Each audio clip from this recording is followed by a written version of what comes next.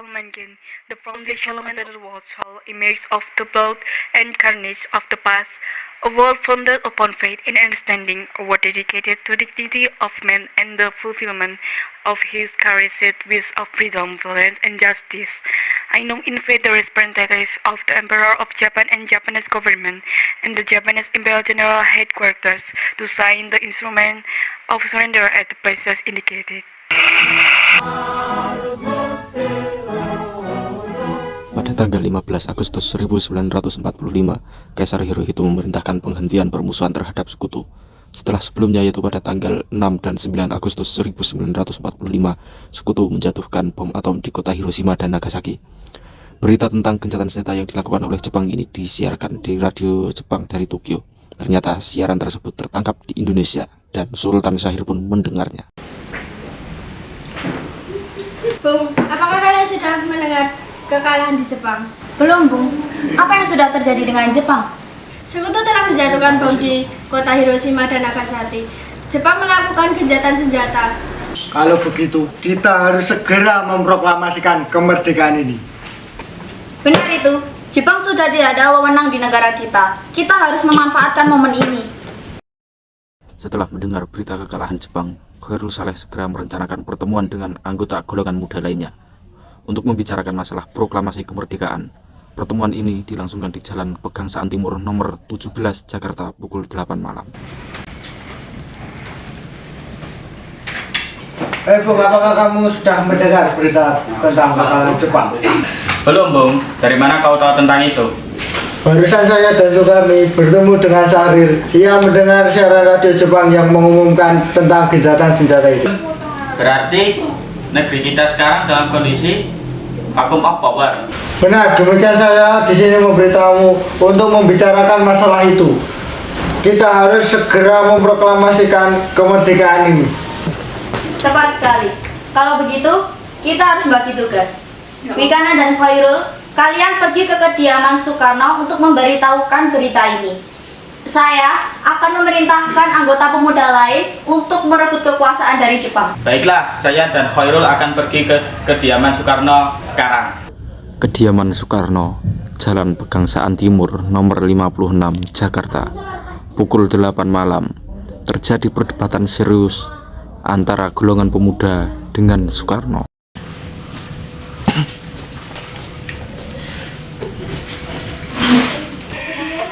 Kita harus memproklamasikan kemerdekaan sekarang, Bung. Ini saatnya yang tepat. Jepang sudah kalah oleh sekutu dan tak ada lagi kuasa di negeri ini. Rakyat sudah menderita akibat penjajahan ini. Apakah kita harus menunggu janji Jepang untuk memerdekakan negeri ini? Jepang saja sudah kalah dalam perang sucinya. Kekuatan segelintir ini tak akan mampu mengalahkan armada milik Jepang. Apa tindakanmu untuk menyelamatkan wanita dan anak jika terjadi pertumpahan darah? Bagaimana cara kita nanti untuk mempertahankan kemerdekaan ini? Coba bayangkan, bagaimana kita tegak di atas kekuatan sendiri. Tapi semakin cepat kita memproklamasikan kemerdekaan, semakin cepat pula kita mengakhiri penderitaan rakyat. Inilah yang sudah ditunggu-tunggu bangsa kita, Bung. Baiklah, berikan kami waktu untuk berunding sebentar. Mari, Bung, kita bicarakan hal ini dengan sepajo di dalam.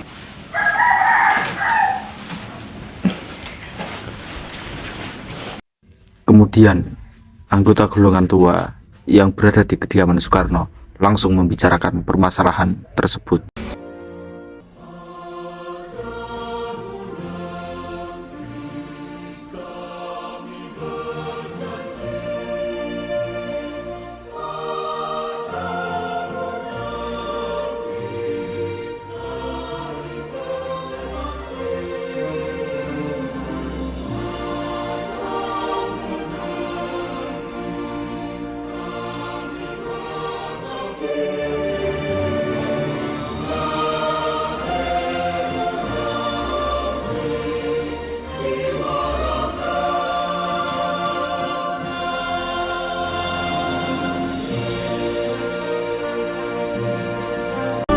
Setelah selesai berunding, para anggota golongan tua segera menemui para anggota golongan muda yang menunggu di luar ruangan.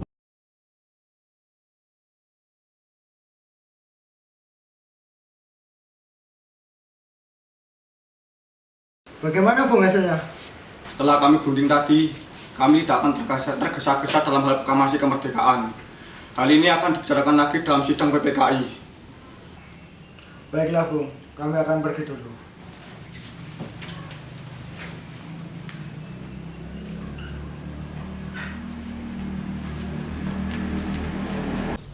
Dengan berat hati mendengar keputusan tersebut, para pemuda pun meninggalkan kediaman Soekarno.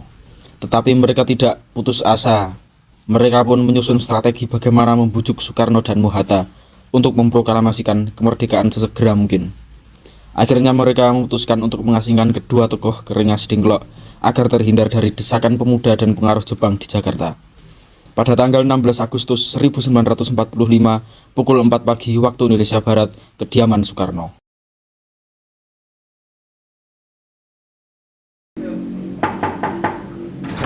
Assalamualaikum, Soekarno. Waalaikumsalam. Ada apa saudara datang sepagi ini? Kami bermaksud membawa Anda dan Soekarno menuju tempat pengasingan. Tempat pengasingan apa yang saudara maksudkan? Ya, kami akan membawa kalian untuk diasingkan agar terhindar dari bentrok antara rakyat dan Jepang. Baiklah, kami akan ikut. Sebaiknya Ibu Fatmawati dan anaknya turut serta agar terjamin keselamatannya. Oke, aku akan mengajak mereka. Bu, Ibu, kesini sebentar. Ya Pak, ada Pak. Ibu ikut Bapak ke Rengas Dengklok dulu. Ini penting. Baik Pak, tunggu bentar Ibu siap-siap dulu. Sudah siap Pak, mari kita berangkat. Baik, mari kita berangkat.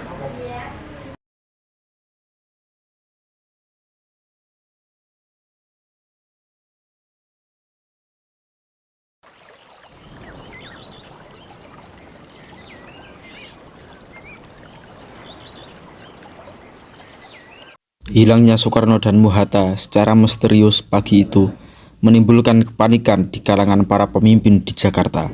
Peristiwa ini baru diketahui oleh Ahmad Subarjo pukul 8 pagi waktu Indonesia Barat. Di mana Soekarno? Ayo ikut aku.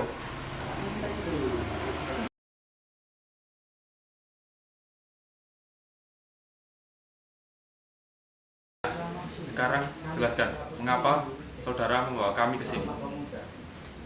Maafkan kami, kelancaran kami Bung. Ini demi keselamatan Anda. Kami ingin membicarakan masalah proklamasi kembali, Bung. Bukankah tempo hari kami sudah sampaikan kepada kalian tentang masalah kemerdekaan yang dibicarakan dalam sidang PPKI?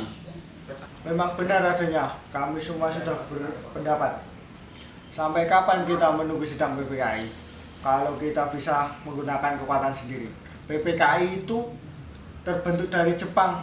Kami ingin memproklamasikan kemerdekaan ini tanpa campur tangan dari Jepang.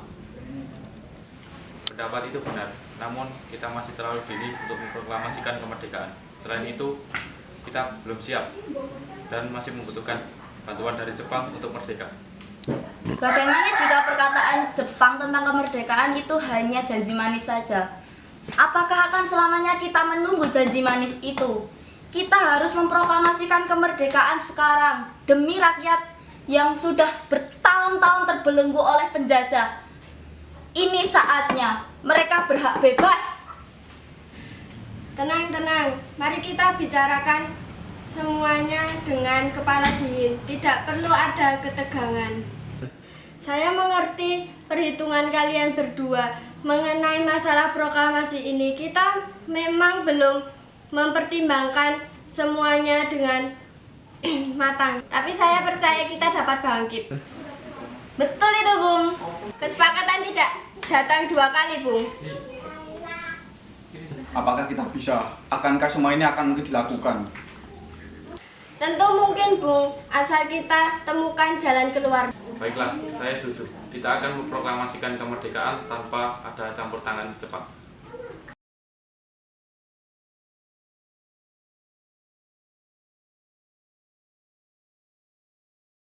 Soekarno. Syukurlah kalian semuanya baik-baik saja. Lalu bagaimana dengan keputusannya? Kami setuju kemerdekaan akan dilaksanakan tanpa campur tangan. Jadi, kapan kita akan melaksanakannya? Bagaimana jika besok para pemuda Jakarta sudah bersiap? Jika mungkin, kita akan melaksanakannya esok hari. Baiklah, mari kita kembali ke Jakarta. Baiklah, mari.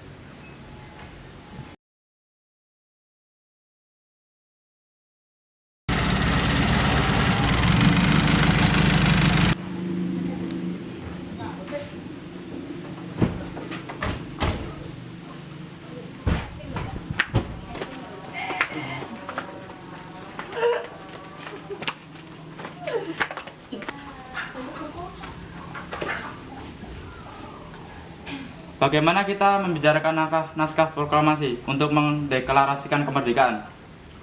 Ini sudah sore, sebaiknya kita bicarakan di dalam saja. Sukarni dan Khairul ikut ke dalam, yang lainnya kembali saja.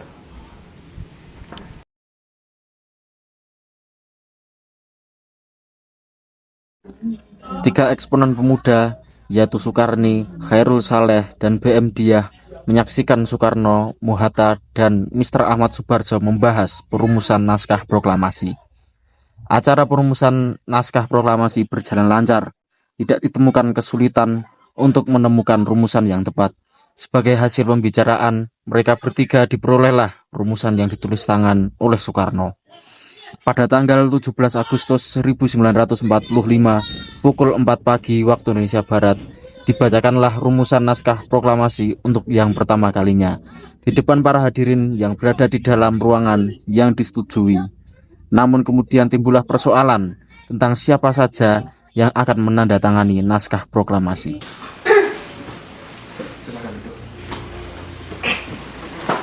Menurut saya sebaiknya naskah ini jangan ditandatangani dulu oleh anggota PPKI.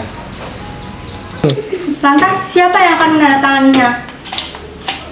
PPKI kan bentukan lembaga dari Jepang. Kita sudah sepakat untuk melakukan proklamasi tanpa campur tangan Jepang. Kau benar, Nak. Bagaimana ini, Bu? Karena ini berkat jasa-jasa Indonesia, berarti atas nama bangsa Indonesia. Saya setuju dan saya punya usul.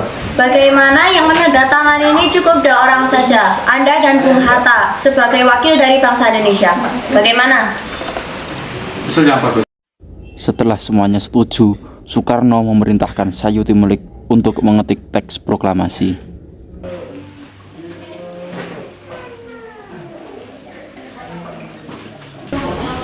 Tolong kau ketik teks proklamasi ini, jagalah teks ini dengan baik.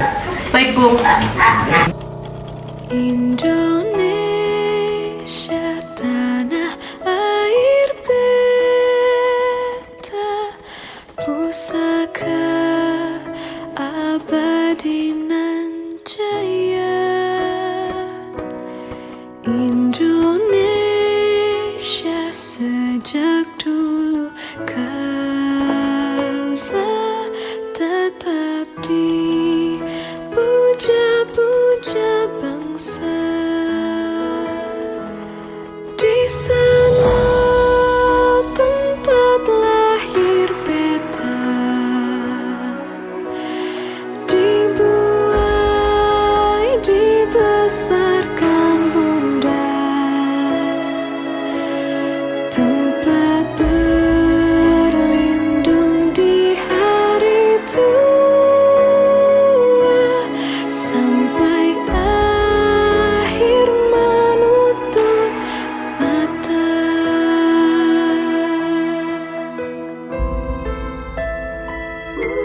Sungguh indah tanah air beta, tiada bandingnya di dunia. Karya indah Tuhan. Pada hari Jumat, tanggal 17 Agustus 1945, pukul 10 pagi waktu Indonesia Barat, di Jalan Pegangsaan Timur nomor 56, dilangsungkan proklamasi kemerdekaan Indonesia. Indonesia ibu pertiwi, kau ku puja, kau ku kasihi. Tenaga Tokoh-tokoh pejuang Indonesia telah hadir di lokasi. Suasana menjadi sangat hening. Soekarno dan Hatta persilahkan maju beberapa langkah di tempatnya semula. Soekarno pun membacakan teks proklamasi.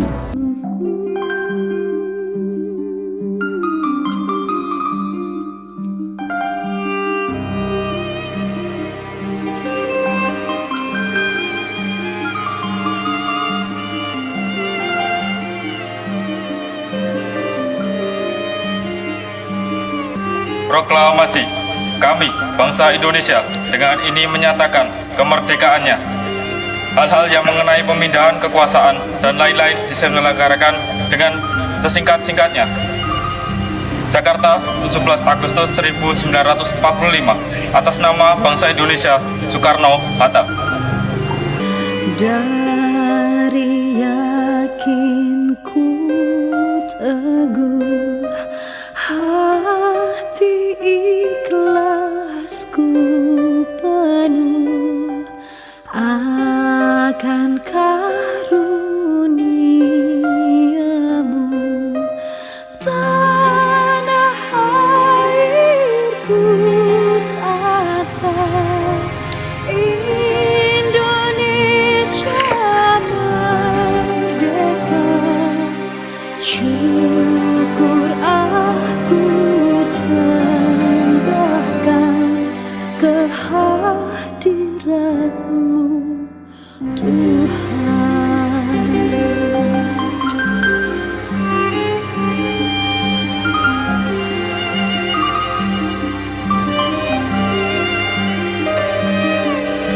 Dari yakinku teguh, cinta ikhlasku penuh akan jasa usaha